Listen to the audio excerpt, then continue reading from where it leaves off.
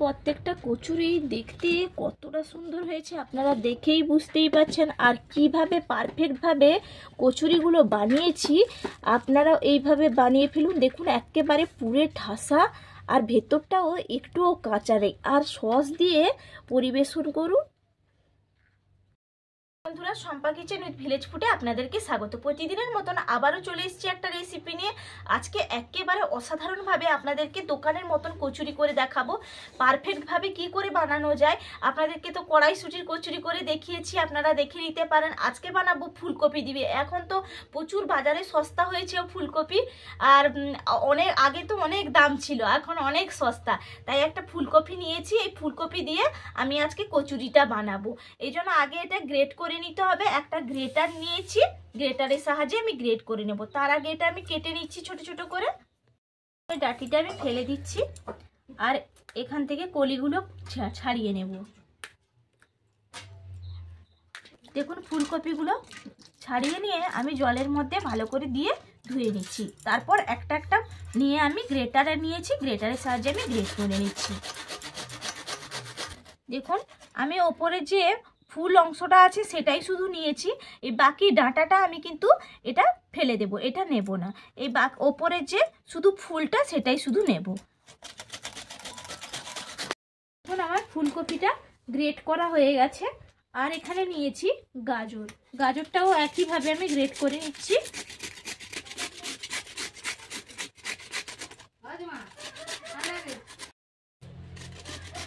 দেখুন আমার গ্রেট করা হয়ে গেছে। এরপর আমি এটা পুরটা রেডি করে নেব। তার জন্য আমি কড়াইয়ের কাছে চলে যাই। কড়াইটা বসিয়ে দিয়েছি, কড়াইয়ের মধ্যে দিয়ে দিচ্ছি তেল। তেলটা গরম হয়ে গেছে, তেলের মধ্যে আমি দিয়ে দিচ্ছি হিং। এরপর দিয়ে দিচ্ছি পেঁয়াজ কুচি, দিয়ে দিচ্ছি আদা কুচি, দিচ্ছি রসুন কুচি, কাঁচা লঙ্কা কুচি, সঙ্গে দিচ্ছি কুচনো নারকেল। একটু নাড়িয়ে নিচ্ছি। দেখুন ভাজা হয়ে গেছে, নারকেল কুচি, পেঁয়াজ কুচি সবকিছু, লঙ্কা সব ভাজা হয়ে গেছে। এরপর আমি যে গ্রেট করা ফুলকপি আর গাজর, গ্রেট করা গাজর আমি দিয়ে দিচ্ছি। দেখুন ভালো করে সবকিছু নাড়িয়ে আমি মিশিয়ে নিয়েছি। এরপর আমি এর মধ্যে পরিমাণ অনুযায়ী দিয়ে দিচ্ছি লবণ। লবণটা দিয়ে দিয়েছি, এরপর ভালো করে আবার একটু মিশিয়ে নেব। দেখুন লবণটা মিশিয়ে ভালো করে নাড়িয়ে নিলাম। আর এই পুরটা রেডি হলে কিন্তু খেতে, যেরকম পুরটা রেডি করবেন সেরকম কিন্তু খেতে ভালো লাগবে। এই সময় এর মধ্যে দিয়ে দিচ্ছি কাশ্মীরি লঙ্কার গুঁড়ো, দিয়ে দিচ্ছি গোলমরিচের গুঁড়ি, পরিমাণ অনুযায়ী দিয়ে দেবেন। আর দিচ্ছি চাট মশলা, চাট মশলাটাও অবশ্যই দেবেন, তাহলে খেতে দারুণ লাগবে। পুরটা একেবারে রেডি হয়ে গেছে। নামানোর আগে আমি দিয়ে দিচ্ছি ধনেপাতা কুচি, দিয়ে একটু নাড়িয়ে নামিয়ে নেব। দেখুন আমার একেবারে রেডি হয়ে গেছে, আমি নামিয়ে নিচ্ছি। পুরটা রেডি করে নিয়ে তো চলে এলাম, এটা ঠান্ডা করার জন্য রেখে দিচ্ছি। আর এখানে একটা ডো তৈরি করে নেব। একটা থালা নিয়েছি, থালার মধ্যে আমি নিয়ে নিচ্ছি আটা আর নিয়ে নিচ্ছি ময়দা। এরপর পরিমাণ অনুযায়ী আমি দিয়ে দিচ্ছি লবণ, দিয়ে দেব পরিমাণ অনুযায়ী চিনি, দিয়ে দিচ্ছি খাওয়ার সোডা, দিয়ে দিচ্ছি কালো জিরে,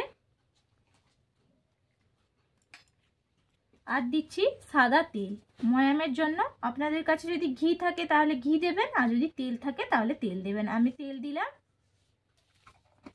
এরপর আমি ভালো করে মাখিয়ে নেব, তেলের সঙ্গে সব কিছু ভালো করে মিশিয়ে নেব।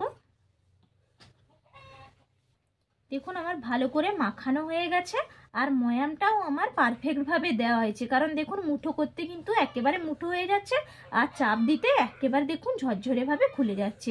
তার মানে ময়ামটা আমার খুব সুন্দর দেওয়া হয়েছে, আর মাখানোও সুন্দরভাবে হয়ে গেছে।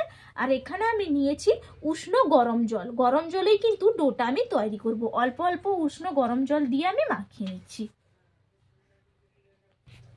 দেখুন আমার ডোটা একেবারে তৈরি হয়ে গেছে, আর কতটা সফট হয়েছে দেখুন। আপনারা দেখেই বুঝতেই পাচ্ছেন যে কতটা সুন্দর সফট হয়েছে। এইভাবে ডোটা তৈরি করে নিতে হবে। আর আমি এখান থেকে লম্বা করে নেব ডোটা। দেখুন এইভাবে লম্বা করে আমি লেচিগুলো কেটে নিচ্ছি। খুব বড়ও না আবার খুব ছোটও না, মিডিয়াম সাইজে লেচিগুলো করে নিতে হবে। আর কোনো বেলার ঝামেলাও থাকবে না। দেখুন আমার লেচিগুলো কাটা হয়ে গেছে। এরপর আমি হাতের তালু দিয়ে গোল গোল করে নিচ্ছি। প্রত্যেকটা লেচি আমি এইভাবে গোল গোল করে নেব। দেখুন গোল করে পাকিয়ে নিয়েছি। এরপর আমি চারিদিকে চাপ দিয়ে একটা রাউন্ড করে নেব, গোল করে এইভাবে। দেখুন গোল করে রাউন্ড করে নিয়েছি। আর দেখুন কতটা গভীর করে গর্ত করে নিয়েছি। এরপর যে আমি পুরটা রেডি করে নিয়ে এসেছিলাম ফুলকপি, সেই পুরটা আমি একটু একটু করে নিয়ে আমি দিয়ে দিলাম মাঝখানে। এরপর চাপা দিয়ে দেব, দুদিকে টেনে, চারিদিকে এইভাবে টেনে আমি ওপরটা মুড়ে দিব। দেখুন এইভাবে আমি মুড়ে দিলাম। দিয়ে এই দিকটা, এই মোড়ার দিকটা আমি হাতের তালুতে এইভাবে রাখবো আর এইভাবে আস্তে করে চাপ দিয়ে দেবো। দেখুন একটা আমার কচুরি রেডি হয়ে গেল। দেখুন কতগুলো বানিয়ে নিয়েছি। আর দেখতে দেখুন পুরো দোকানের মতন লাগছে, পুরো একেবারে পারফেক্ট। ভাজার পরে তো আরও দারুণ হবে। আর দেখুন এরকম পুরো গর্ত করে পুর অনেকটাই কিন্তু ঠেসে পুর দেওয়া যাবে। দোকানে কিন্তু এতটা পুর দেয় না, বাড়িতে বানালে অনেকটাই কিন্তু অনায়াসে পুর দিয়ে তৈরি করে নেওয়া যাবে। আর খেতে তো অসাধারণ লাগে। এইভাবে চেপে মুখটা বন্ধ করে দেবেন আর ওপরের মুখটা এইভাবে মুড়ে দেবেন, তাহলে পুরটা আর বেরিয়ে আসবে না। আর এই যে নিচে মুখটা যে মুড়ালাম, এই তালুর নিচে চাপ দিয়ে ওপরটা এইভাবে চাপ দিলেই কিন্তু কচুরি রেডি।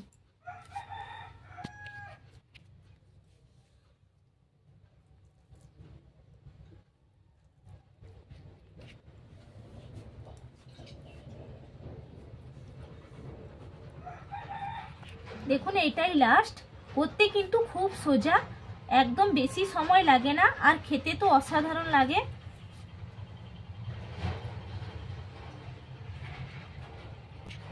দেখুন আবারও একইভাবে মুখটা মুড়ে নিলাম, আবার তালুয়ে চাপ দিয়ে ওপরটা আবার একবারে এইভাবে চাপ দিয়ে রেডি। দেখুন প্রত্যেকটা কচুরি রেডি। এরপর ভাজার জায়গায় চলে যাচ্ছি। তেলটা আগে থেকে বসিয়ে দিয়েছি, তেলটা গরম হয়ে গেছে। তেলের মধ্যে আমি কচুরিগুলো দিয়ে দিচ্ছি। যেই পাশটা মুড়লাম সেইটা ওপর দিকে রাখবো। আর খুব একটা কিন্তু তেলটা গরম করবেন না, হালকা গরম অবস্থায় কিন্তু এগুলো দিতে হবে, না হলে পুড়ে যাবে।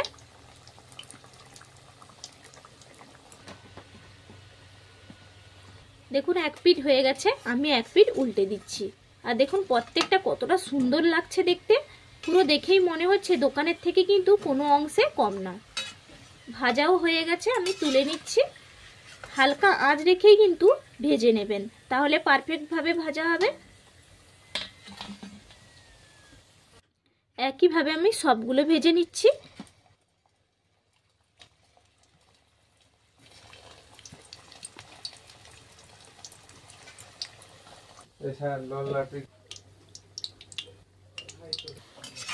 দেখুন আমার ভাজা হয়ে গেছে, তুলে নিচ্ছি। প্রত্যেকটা অসাধারণ হয়েছে। দেখুন